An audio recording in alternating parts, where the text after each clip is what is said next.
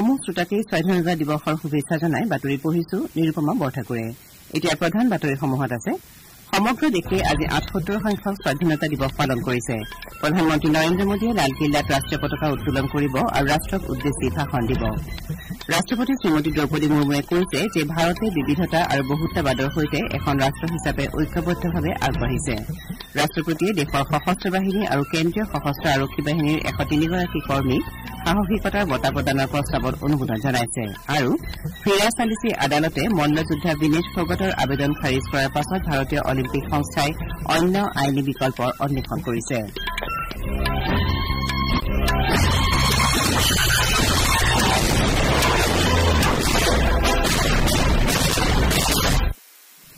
সমগ্ৰ দেশে আজি ৭৮ সংখ্যক স্বাধীনতা দিৱস পালন কৰিছে। দিল্লীৰ ঐতিহাসিক লালকিল্লাত স্বাধীনতা দিৱসৰ মূল অনুষ্ঠানৰ আয়োজন কৰা হৈছে।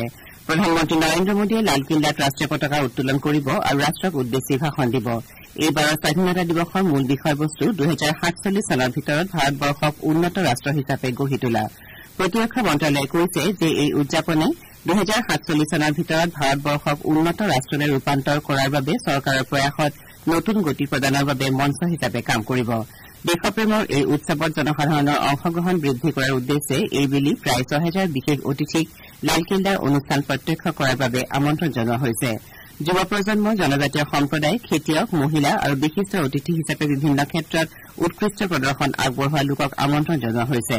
সদ্য সমাপ্ত পেৰিছ অলিম্পিকত ভাগ লোৱা ভাৰতীয় দলকো স্বাধীনতা দিৱসৰ অনুষ্ঠানলৈ আমন্ত্ৰণ জনোৱা হৈছে। তদুপৰি পৰম্পৰাগত সাজপাৰ পৰিহিত বিভিন্ন ৰাজ্য আৰু কেন্দ্ৰীয় শাসিত অঞ্চলৰ প্ৰায় ২০০০ লোককো এই অনুষ্ঠান চাবলৈ আমন্ত্ৰণ জনোৱা হৈছে। মাই গভ আৰু আকাশবাণীৰ সহযোগত প্ৰতিৰক্ষা মন্ত্ৰালয়ে আয়োজন কৰা বিভিন্ন অনলাইন প্ৰতিযোগিতাৰ ৩০০০ বিজেতায়ো অনুষ্ঠানৰ অংশ হ'ব। ইয়াৰ উপৰি সমগ্ৰ দেশৰ বিভিন্ন বিদ্যালয়ৰ মুঠ ২০০০ কেডেটে এই অনুষ্ঠানত ভাগ ল'ব।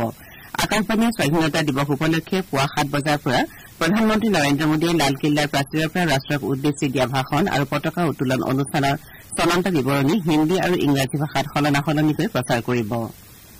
বিবিধ ভাৰতী ৰাষ্ট্ৰীয় সেৱা, বিবিধ ভাৰতী কেন্দ্ৰ, স্থানীয় অনাতাঁৰ কেন্দ্ৰ, সমূহীয়া অনাতাঁৰ কেন্দ্ৰ, FM ৰেইনবো, FM গোল্ড আৰু অন্য FM চেনেলসহ আকাশবাণীৰ সকলো আঞ্চলিক কেন্দ্ৰই এই চলন্ত বিৱৰণী ৰিলে কৰি শুনাব।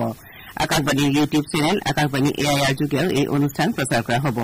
আকাশবাণীৰ আঞ্চলিক কেন্দ্ৰসমূহে প্ৰধানমন্ত্ৰীৰ ভাষণৰ আঞ্চলিক ভাষান্তৰ নিশা ৯:৩০ বজাত প্ৰচাৰ কৰিব। লালকিল্লাৰ পৰা পোনপটীয়াকৈ প্ৰচাৰ কৰা অনুষ্ঠানৰ পাছত হিন্দী আৰু ইংৰাজী ভাষাৰ মূল বাতৰি প্ৰচাৰ কৰা হ'ব। ইয়াৰ পাছত অন্যান্য বাতৰি বুলেটিনসমূহ প্ৰচাৰ কৰা হ'ব। ৰাষ্ট্ৰপতি শ্ৰীমতী দ্ৰৌপদী মুৰ্মুৱে কৈছে যে ভাৰতে বিবিধতা আৰু বহুত্ববাদৰ সৈতে এখন ৰাষ্ট্ৰ হিচাপে ঐক্যবদ্ধভাৱে আগবাঢ়িছে। তেওঁ কয় যে আমি তথাকথিত সামাজিক বিন্যাসক লৈ মতানৈক্য সৃষ্টি কৰিব পৰা প্ৰবৃত্তিসমূহ প্ৰত্যাখ্যান কৰা উচিত। স্বাধীনতা দিৱসৰ প্ৰাক সন্ধিয়া কালি ৰাষ্ট্ৰক উদ্দেশ্যি ভাষণ দি ৰাষ্ট্ৰপতিগৰাকীয়ে এইদৰে প্ৰকাশ কৰে। তেওঁ কয় যে দেশৰ সমাজ জীৱনৰ প্ৰতিটো দিশতে অন্তৰ্ভুক্তিৰ ভাৱনা বিয়পি আছে। অন্তৰ্ভুক্তিৰ আহিলা হিচাপে ইতিবাচক কাৰ্যত গুৰুত্ব আৰোপ কৰা উচিত বুলি তেওঁ মন্তব্য কৰে।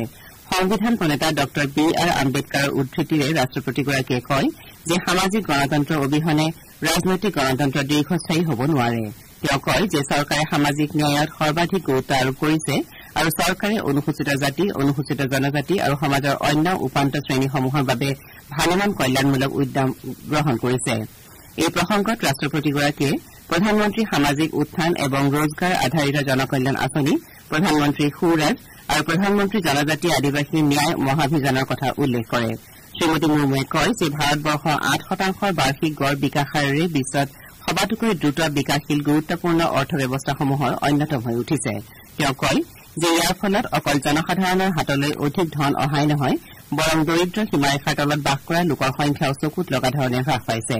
ভাৰত বিশ্বৰ ৫ম সৰ্ববৃহৎ অৰ্থব্যৱস্থা হিচাপে পৰিণত হোৱা বুলি উল্লেখ কৰি শ্ৰীমতী মুৰ্মুৱে অনাগত সময়ত দেশ বিশ্বৰ ৩য় সৰ্ববৃহৎ অৰ্থব্যৱস্থা হ'ব বুলি আস্থা প্ৰকাশ কৰে।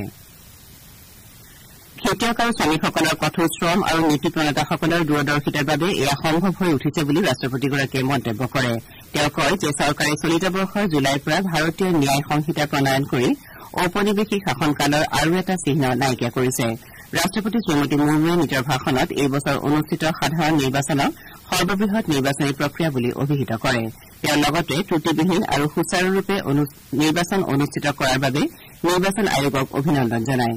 বিভাজন বিভীষিকা স্মৃতি দিৱস পালন কৰাৰ কথা উল্লেখ কৰি ৰাষ্ট্ৰপতিগৰাকীয়ে কয় যে এই দিৱসে আমাক দেশ বিভাজনৰ ভয়াৱহতাৰ কথা সোঁৱৰাই দিয়ে। তেওঁ সংবিধান দিৱস পালনৰ কথা উল্লেখ কৰি কয় যে সংবিধানত উল্লেখিত ন্যায়, ক্ষমতা, স্বতন্ত্ৰতা আৰু সম্প্ৰীতিৰ আদৰ্শৰাজি মানি চলি চৰকাৰে দেশক বিশ্ব মঞ্চত শক্তিশালী স্থিতিত উপনীত কৰাৰ বাবে প্ৰয়াস কৰি আহিছে। ৰাষ্ট্ৰপতিগৰাকীয়ে লিংগ ন্যায় আৰু জলবায়ু ন্যায়ৰ ওপৰত গুৰুত্ব আৰোপ কৰে। চৰকাৰে মহিলাৰ কল্যাণ আৰু মহিলাৰ সবলীকৰণত সমানেই গুৰুত্ব আৰোপ কৰাৰ বিষয় লৈ শ্ৰীমতী মুৰ্মুৱে আনন্দ প্ৰকাশ কৰে। তেওঁ কয় যে বিগত দশকত এই উদ্দেশ্যৰ বাবে আবণ্টিত ধন 3 গুণৰো অধিক হৈছে। মহিলাসকলক কেন্দ্ৰত ৰাখি ভালেমান বিশেষ চৰকাৰী আঁচনি যুগুতাই ওলোৱা হৈছে বুলি তেওঁ মন্তব্য কৰে। ৰাষ্ট্ৰপতিগৰাকীয়ে কয় যে প্ৰকৃত মহিলা সবলীকৰণ সুনিশ্চিত কৰাৰ উদ্দেশ্যে নাৰী শক্তি বন্দন অধিনিয়ম প্ৰণয়ন কৰা হৈছে। জলবায়ু পৰিৱৰ্তন সন্দৰ্ভত মত প্ৰকাশ কৰি ৰাষ্ট্ৰপতিগৰাকীয়ে কয় যে সম্প্ৰতি ই এটা বাস্তৱিকতাত পৰিণত হৈছে। ভাৰতে গোলকীয় উষ্ণতাৰ বিৰূপ প্ৰভাৱৰ পৰা পৃথিৱীক ৰক্ষা কৰাৰ বাবে মানৱ জাতিয়ে চলোৱা প্ৰচেষ্টাত অগ্ৰণী ভূমিকা পালন কৰি আহিছে বুলি ৰাষ্ট্ৰপতিগৰাকীয়ে উল্লেখ কৰে। তেওঁ সকলোকে নিজৰ নিজৰ জীৱনশৈলীত ক্ষুদ্ৰ অথচ ফলপ্ৰসূ পৰিৱৰ্তন আনি জলবায়ু পৰিৱৰ্তনৰ সন্মুখীন হোৱাৰ ক্ষেত্ৰত অৱদান আগবঢ়াবলৈ আহ্বান জনায়। আপোনালোকে বাতৰি শুনিছে আকাশবাণীৰ পৰা। ৰাষ্ট্ৰপতি শ্ৰীমতী দ্ৰৌপদী মুৰ্মুৱে স্বাধীনতা দিৱসৰ প্ৰাক সন্ধিয়া দেশৰ সশস্ত্ৰ বাহিনী আৰু কেন্দ্ৰীয় সশস্ত্ৰ আৰক্ষী বাহিনীৰ 103 গৰাকী কৰ্মীক সাহসিকতাৰ বঁটা প্ৰদানৰ প্ৰস্তাৱত অনুমোদন জনাইছে। এই বঁটাসমূহৰ ভিতৰত আছে 4টা কীৰ্তি চক্ৰ, 18টা শৌৰ্য চক্ৰ আৰু এটা সাহসিকতাৰ সেনা পদক। ইয়াৰ লগতে সাহসিকতা বঁটাসমূহৰ ভিতৰত 63টা সাহসিকতাৰ সেনা পদক, 11টা সাহসিকতাৰ নৌ সেনা পদক আৰু 6টা সাহসিকতাৰ বায়ু সেনা পদক আছে। ৰাষ্ট্ৰপতিগৰাকীয়ে লগতে বিভিন্ন সামৰিক অভিযানত গুৰুত্বপূৰ্ণ অৱদানৰ বাবে মৰণোত্তৰভাৱে আৰ্মী ডগ কেণ্টৰ লগতে 39টা মেনশ্যন ইন ডেছপাচৰ বঁটাৰ বাবেও অনুমোদন দিছে। প্ৰধানমন্ত্ৰী নৰেন্দ্ৰ মোদীয়ে হৰ ঘৰ তিৰংগা অভিযান সমগ্ৰ দেশত জনপ্ৰিয় হোৱাক লৈ আনন্দ প্ৰকাশ কৰিছে। শ্ৰীমোদীয়ে সামাজিক মাধ্যমৰ এটা পোষ্টযোগে কৈছে যে এই জনপ্ৰিয়তাই ত্ৰিৰংগাৰ প্ৰতি 140 কোটি ভাৰতীয়ৰ গভীৰ সন্মানকে প্ৰতিফলিত কৰিছে। সামাজিক মাধ্যম এক্স যোগে তামিলনাডুৰ ৰামেশ্বৰমৰ সমীপৰ মণ্ডপমত ভাৰতীয় উপকূলৰক্ষী বাহিনীয়ে উদযাপন কৰা হৰ ঘৰ তিৰংগা অভিযানৰ দৃশ্য শ্বেয়াৰ কৰি প্ৰধানমন্ত্ৰীয়ে এইদৰে মন্তব্য কৰে।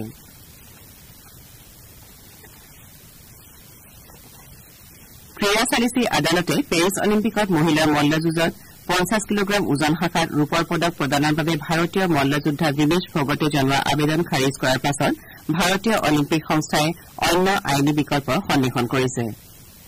ভাৰতীয় অলিম্পিক সংস্থাৰ অধ্যক্ষ পি.টি. উষাই ইউনাইটেড ৱৰ্ল্ড ৰেছলিং আৰু আন্তঃৰাষ্ট্ৰীয় অলিম্পিক কমিটিৰ বিৰুদ্ধে বিনেশ ফোগটে জনোৱা আবেদন সন্দৰ্ভত চালিচি আদালতৰ ৰায়ক লৈ আশ্চৰ্য প্ৰকাশ কৰিছে।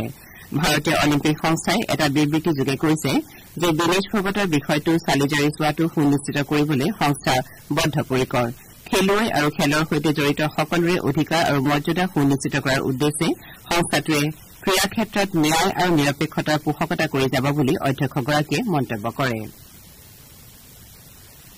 পঞ্চায়তী ৰাজ মন্ত্ৰালয়ৰ অধীনত কালি নতুন দিল্লীত পঞ্চায়তত মহিলাৰ নেতৃত্ব বিষয়ক এখন ৰাষ্ট্ৰীয় কৰ্মশালা অনুষ্ঠিত হয়। এই কৰ্মশালাত দেশৰ বিভিন্ন প্ৰান্তৰ 160 গৰাকীৰো অধিক পঞ্চায়ত প্ৰতিনিধিয়ে অংশগ্ৰহণ কৰে। অনুষ্ঠানত ভাষণ দি পুডুচেৰীৰ প্ৰাক্তন উপ ৰাজ্যপাল কিৰণ বেদীয়ে তৃণমূল পৰ্যায়ত পঞ্চায়তৰ বিভিন্ন সমস্যা সন্দৰ্ভত আলোকপাত কৰি পঞ্চায়ত প্ৰতিনিধিসকলক সেইসমূহৰ সমাধানৰ পৰামৰ্শ প্ৰদান কৰে। তেওঁ কয় যে পঞ্চায়ত চৰপঞ্চসকলে তেওঁলোকৰ দায়িত্বসমূহ গ্ৰহণ কৰা উচিত, কিয়নো দেশৰ 2/3 লোক গ্ৰাম্য ভাৰতত বাস কৰে। বাতৰি শেষ কৰাৰ পূৰ্বে প্ৰধান বাতৰিকেইটা আকৌ এবাৰ। সমগ্ৰ দেশে আজি 78 সংখ্যক স্বাধীনতা দিৱস পালন কৰিছে। প্ৰধানমন্ত্ৰী নৰেন্দ্ৰ মোদীয়ে লালকিল্লাত ৰাষ্ট্ৰীয় পতাকা উত্তোলন কৰিব আৰু ৰাষ্ট্ৰক উদ্দেশ্যি ভাষণ দিব। ৰাষ্ট্ৰপতি শ্ৰীমতী দ্ৰৌপদী মুৰ্মুৱে কৈছে যে ভাৰতে বিবিধতা আৰু বহুত্ববাদৰ সৈতে এখন ৰাষ্ট্ৰ হিচাপে ঐক্যবদ্ধভাৱে আগবাঢ়িছে। ৰাষ্ট্ৰপতিয়ে দেশৰ সশস্ত্ৰ বাহিনী আৰু কেন্দ্ৰীয় সশস্ত্ৰ আৰক্ষী বাহিনীৰ 103 গৰাকী কৰ্মীক সাহসিকতাৰ বঁটা প্ৰদানৰ প্ৰস্তাৱত অনুমোদন জনাইছে। আৰু ক্ৰীড়া চালিচি আদালতে মল্লযোদ্ধা বিনেশ ফোগটৰ আবেদন খাৰিজ কৰাৰ পাছত ভাৰতীয় অলিম্পিক সংস্থাই অন্য আইনী বিকল্পৰ অন্বেষণ কৰিছে। আমাৰ এতিয়াৰ বাতৰি ইমানতে অন্ত পৰিল।